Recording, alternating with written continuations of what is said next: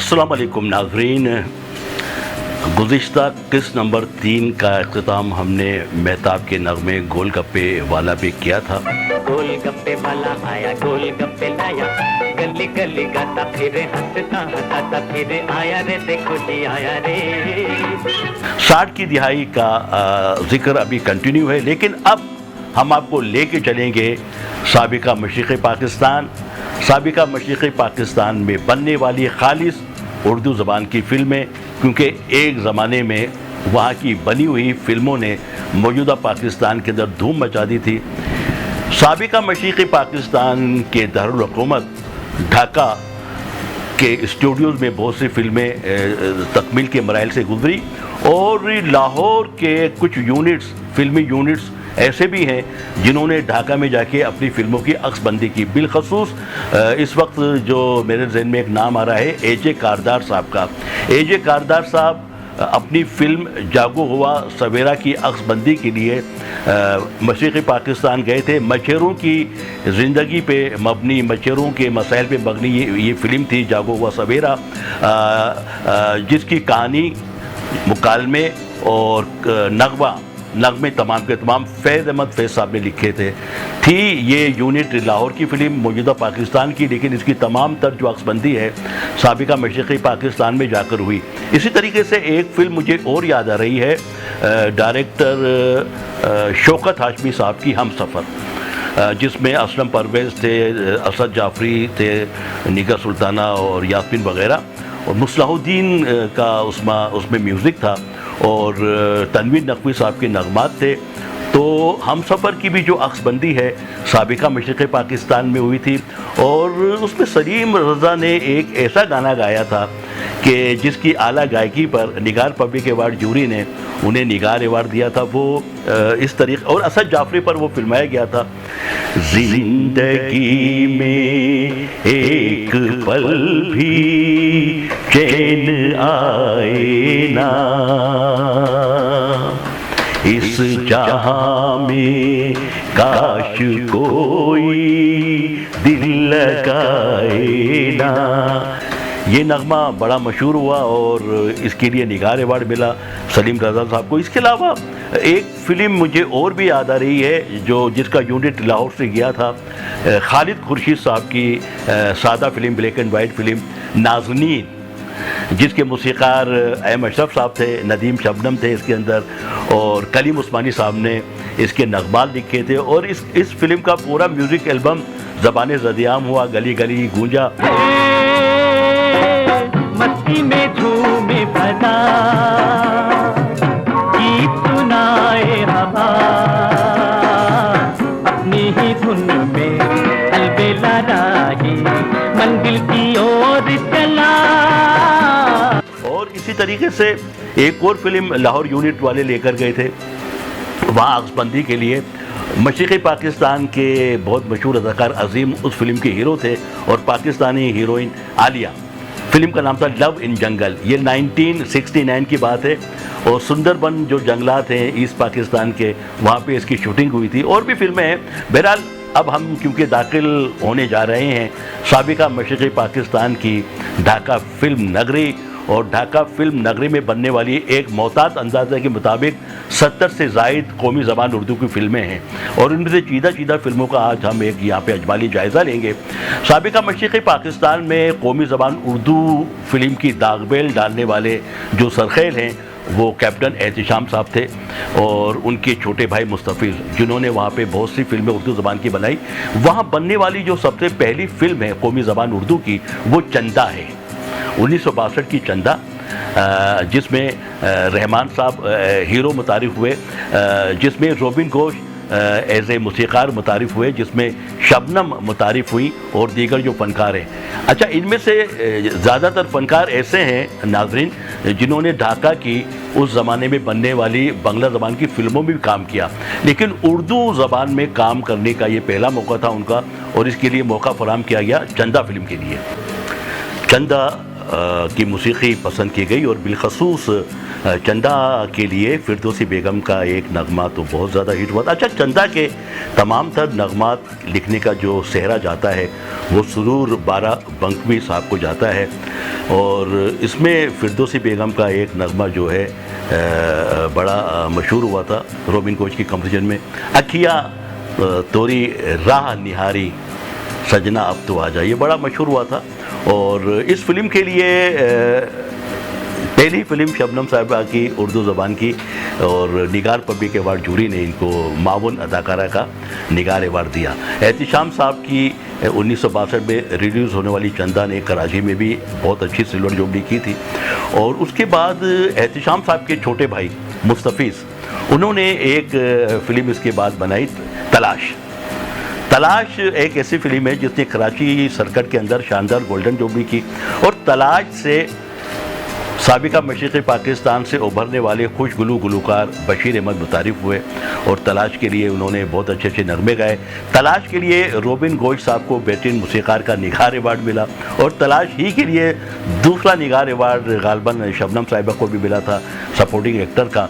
और रहमान साहब इस फिल्म के हीरो थे और इस फिल्म का एक नगमा जो है बशीर अहमद साहब की आवाज़ में जो इतना अच्छा गवाया कंपोज किया था रोबिन घोष साहब ने, वो बड़ा मशहूर हुआ था, जिसके बोल थे, कुछ अपनी कहिए कुछ मेरी सुनिए, कुछ अपनी कहिए कुछ मेरी सुनिए, ये रात ये तन्हाई, ये रात ये तन्हाई, अजी चुप तो न रहिए, कुछ अपनी कहिए कुछ मेरी सुनिए। तो तलाश फिल्म शानदार गोल्डन जुबली कर गई, बशीर अहमद इससे मुतारिफ है। अच्छा, जिस तरीके से चंदा के तमाम गाने इन्होंने लिखे थे सुरूर बारा बंकवी ने, तो तलाश के भी तमाम तर गाने सुरूर बारा बंकवी साहब ने लिखे थे। इनका असल नाम था मोहम्मद सईदुर रहमान साहब, मोहम्मद सईदुर रहमान इनका नाम था और लेकिन इनका जो कलमी नाम था वो था सुरूर बारा बंकवी। और इसके बारे में सुनी दिया है इनके बारे में कि झरना अलमारूफ शबनम को उर्दू सिखाने का क्रेडिट एहतिशाम साहब को भी जाता है और सुरूर बारा बंकवी को भी जाता है। 1963 में एक फिल्म आती है नाच घर।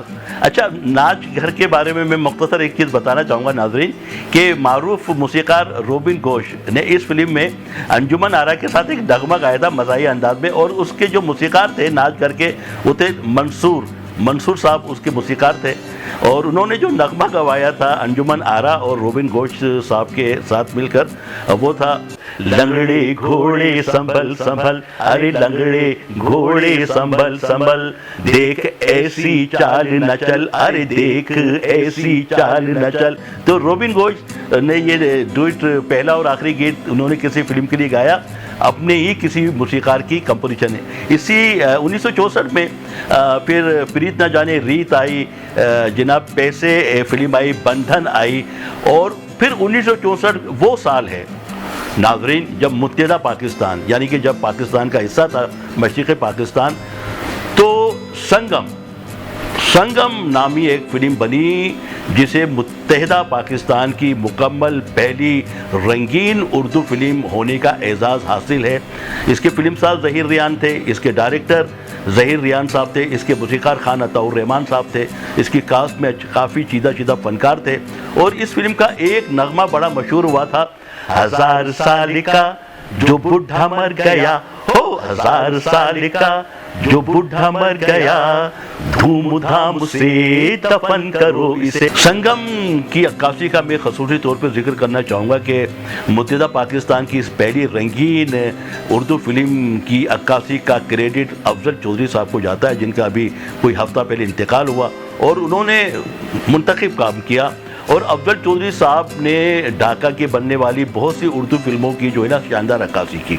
अच्छा, इसके अलावा ज़हीर रियान साहब को एक क्रेडिट ये भी हासिल है कि वहाँ ढाका में बनने वाली पहली cinema scope black and white Urdu film बहाना, वो भी इन्होंने बनाई थी जनाब ज़हीर रियान साहब ने। इसी तरीके से ढाका की फिल्मी सनत को ये एक एजाज़ हासिल रहा है कि मुत्तहिदा पाकिस्तान की पहली रंगीन कलर सिनेमा इसको फिल्म माला भी वहीं पे बनी थी ढाका के अंदर। और इसके अलावा नाज़रीन एक और रिकॉर्ड भी मंसूब है ढाका की फिल्म नगरी से, जब ये हमारा हिस्सा हुआ करती थी, कि बैरून मुल्क अक्स बंद होने वाली पहली फिल्म भी मशरिक़ी पाकिस्तान की है और वो है कारवां फिल्म की मौसीकी जनाब अली रोबिन गोश्त साहब ने दी थी। और इस फिल्म में पहली और आखिरी मरतबा रोबिन गोश्त ने सलीम रज़ा से एक गाना गवाया था। उसके बाद सलीम रज़ा और रोबिन गोश्त का फिर कभी सामना नहीं हुआ किसी भी फिल्म के अंदर। अच्छा, कारवां में एक नगमा, वैसे तो कारवां की पूरी मौसीकी पसंद की गई थी, लेकिन एक नगमा इसका जो है काफ़ी मशहूर हुआ था। जब तुम अकेले होगे हम याद आएंगे, जब तुम अकेले होगे हम याद आएंगे, दिन रात आहें भरोगे जब हम याद आएंगे।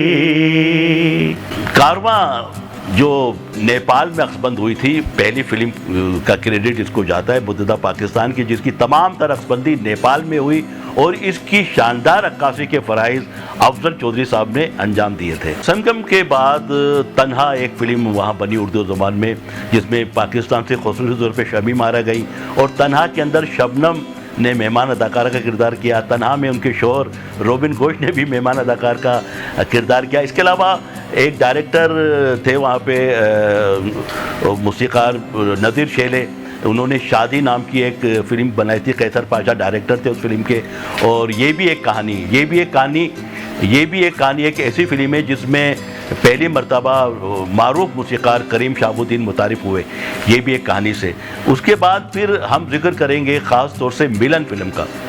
मिलन फिल्म के बैनर तले बनने वाली ये फिल्म, इसके फिल्मसाज और इसके हिदायतकार रहमान साहब थे, जो इस फिल्म के हीरो भी थे। इस फिल्म के लिए मौजूदा पाकिस्तान के शहर लाहौर से मोनालिसा की मुस्कुराहट रखने वाली अदाकारा दीबा ख़ास तौर से गई और उन्होंने सिर्फ ₹1 अपनी अदारी के अवज़ रहमान साहब ने लिए, क्योंकि रहमान साहब का इस फिल्म से पहले एक एक्सीडेंट हुआ था किसी फिल्म की शूटिंग पे जाते हुए, तो इनकी टांग मुतासिर हुई थी रहमान साहब की, तो उनके हालात को सपोर्ट करने के लिए तो दीबा साहिबान भी गई वहाँ पे, उन्होंने उनके साथ हीरोइन का किरदार अदा किया।